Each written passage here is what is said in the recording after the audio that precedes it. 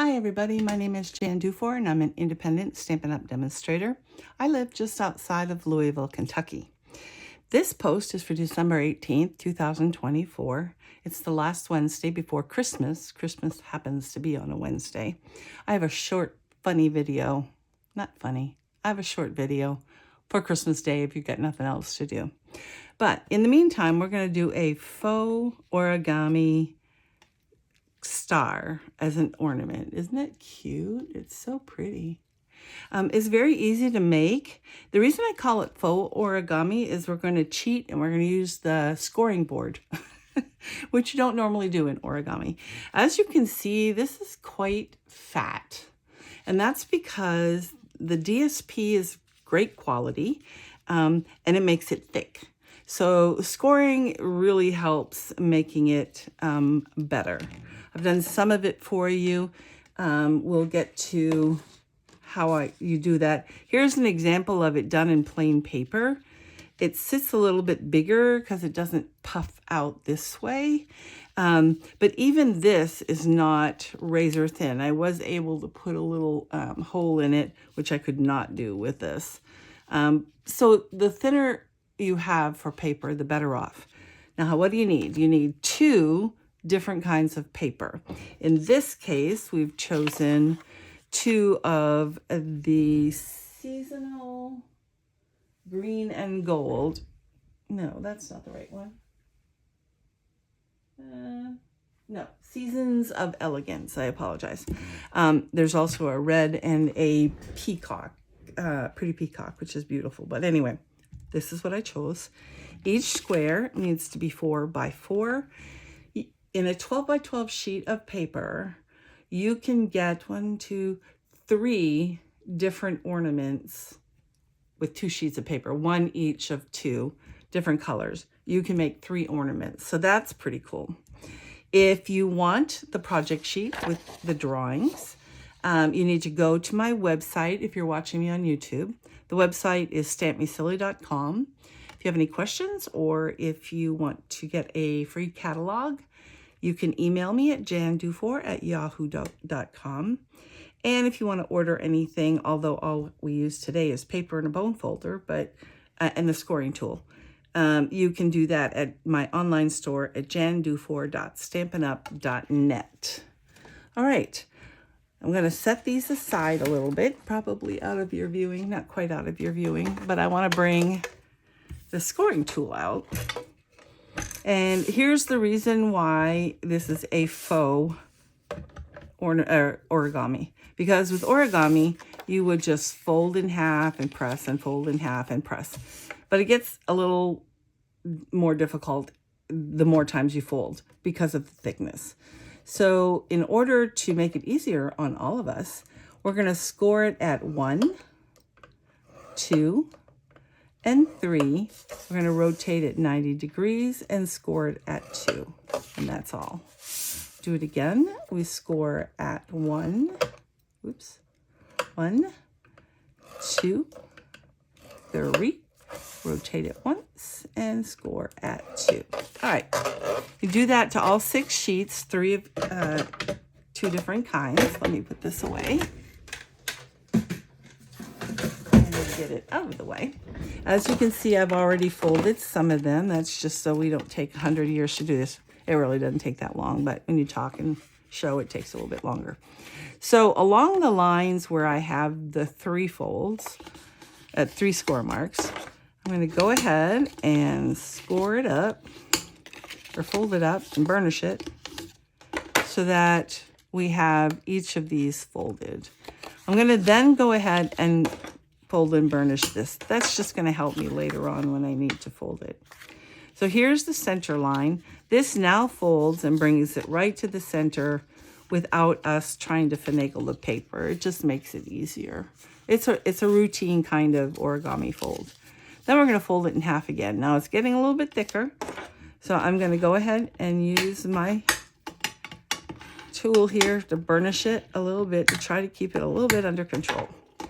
Then you remember we made a score mark in the at the halfway point on the 90-degree side of the original. And I'm just really trying to burnish. I'm not pressing real hard. I'm just going over it a couple of times. It's not going to control it, but that's okay. Now, I want to show you something. On this side, there is a nice fold. No gaps, nothing. It's just a nice fold. On this side, you can see the folded paper. The reason that's important is we want to take the folded multiple fold side and bring it up to the single folded side at a 45-degree angle. So that means if you put the point here and fold it over and bring these edges up to this edge here to meet, then you'll get essentially a 45-degree angle. Now, if you look real closely, you will see it's not perfect. It's too thick to be perfect, but this will work. All right, so let's do that again. Again, multiple folded side. I kind of hold my tool here just to get that first initial crink in the paper. And I'm going to line it up with this here and burnish that. And again, it does not really control it. Excuse me, I have a cold and I'm getting over it, but occasionally I have to cough. Now, you want all of your wings, I don't know what to call these. You want all of them in the same position. So that being said, I have like the straight edge here with the point down at the bottom. And that's just for how we're going to insert them. It makes you not put it in backwards and have to take it back out.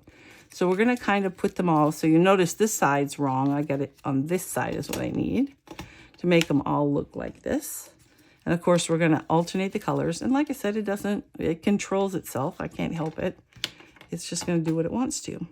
I have one more sheet that I have to fold up.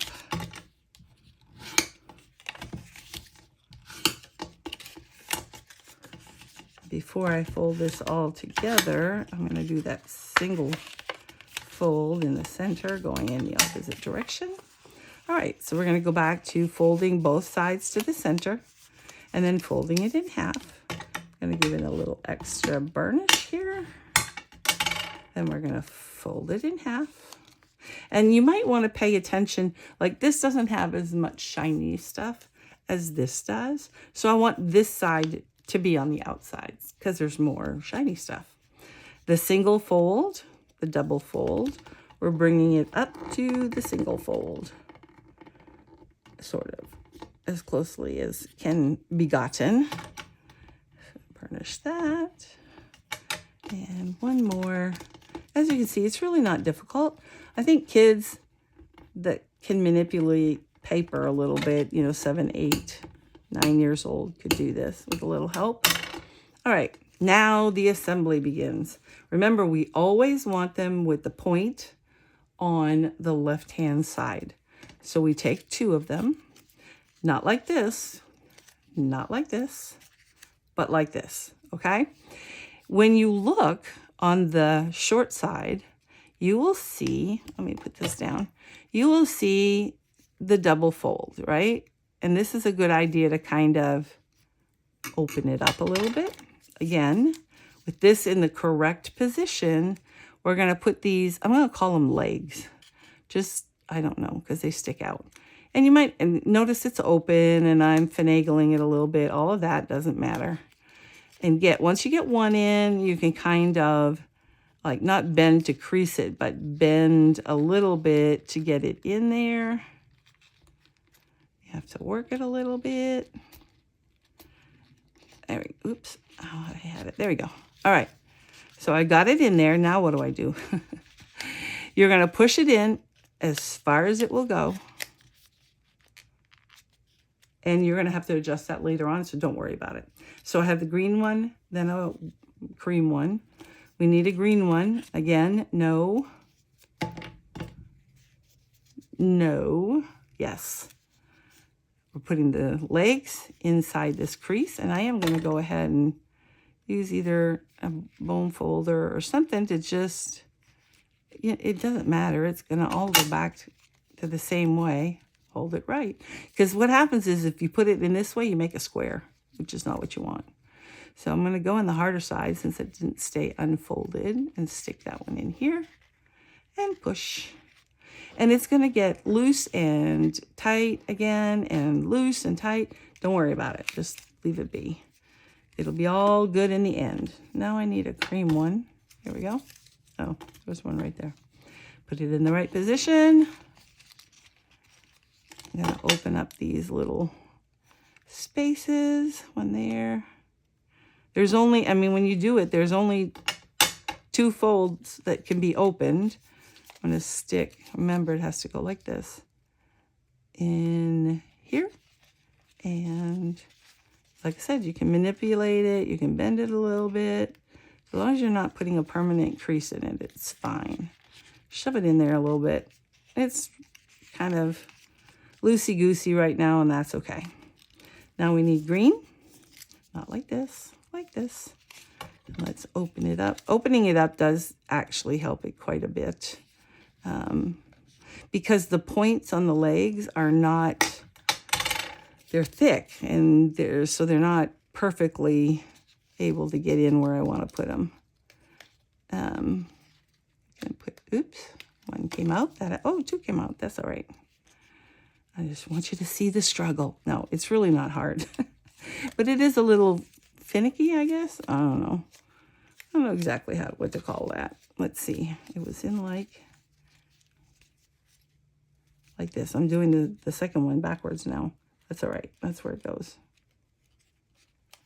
Let me show you on the last one about what it looks like up close. Okay, so we have this. Obviously, this is the part that's going inside, as obviously the final one's going to go in there.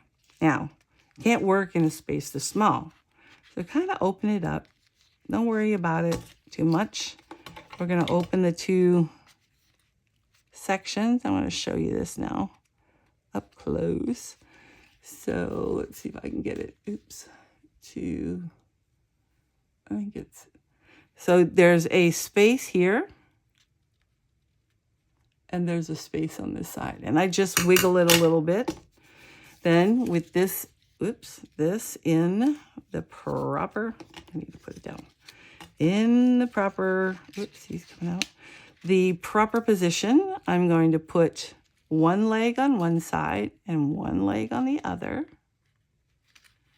And we're going to push them in there. And here's where it gets fun. The only way you're going to get this in is if you open it up a little bit. Because you got to back it up enough. And I am going to make those things be open a little bit. One there. And 1 there. The only way you're going to get these to go in is if you kind of open it up and start forward. Get both of those in the right spot. And I got 1 in. Hang on. I'm going to hold. You got to kind of hold on to the other ones. As you can see, I'm bending it. It's not a big deal because it's all going to get shoved into the ornament. And as long as you're not creasing it, it's okay. Well, I guess I'll start on the other side. Then we'll go for this side. This one, oops, see, it opened up. It's hard doing it out in front of yourself.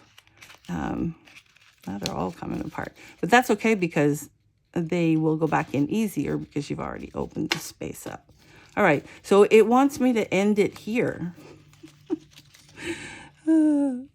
Everything that can go wrong is going to go wrong when you're filming. And for those of you who have followed me, you know I don't refilm. You get to see the naked truth. This is what happens. Okay, let's try it again. Now, this has been opened up already, so as you can see, maybe the spaces are a little bit wider. Normally, I would put it up against myself, but you can't see me if I do that. So here we go. All right, in the right position. 1 on this side. Bend this one in and get it in there. Got it. All right. Now, again, we're still holding all of it, but we do have to open it up a little bit. I'm kind of pushing down, so it's keeping these 3 together. I'm trying to push this way a little bit. We'll see if that works. one on that side, and a one. There we go. Look at it. Okay, now that looks wonky, and it is wonky. All you do is kind of twist it around and push everything in till it's tight. See how I closed it up there? See how this is not quite meeting where it needs to? So you just push it until it gets closed. Squeeze. I kind of go around each one and make it squeeze. And there you have it. Another pretty ornament. Now, with this particular one, this one's a little cattywampus here. I'm going to make it sit straight. There we go. So with this one being so thick, I guess you could punch here maybe if you have a chomper punch, I think. I don't think a regular punch would actually work. I think the cardstock is too thick. All right. So to take care of that, you can just thread some ribbon around it and tie a knot. Now, the other thing you can do is, because it'd be hard to write on pretty paper to have it show, you could add just a sweet little tag before you knot this that just says, you know, to and from, so that there's a record of who made this ornament for them. So here we go. There's another one.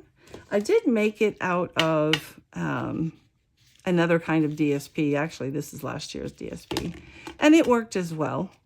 Any paper will. Do not, I repeat, do not use cardstock.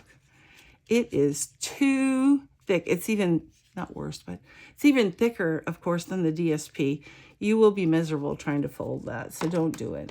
And again, if you have paperweight paper that is decorative and pretty, use that because it goes together much easier.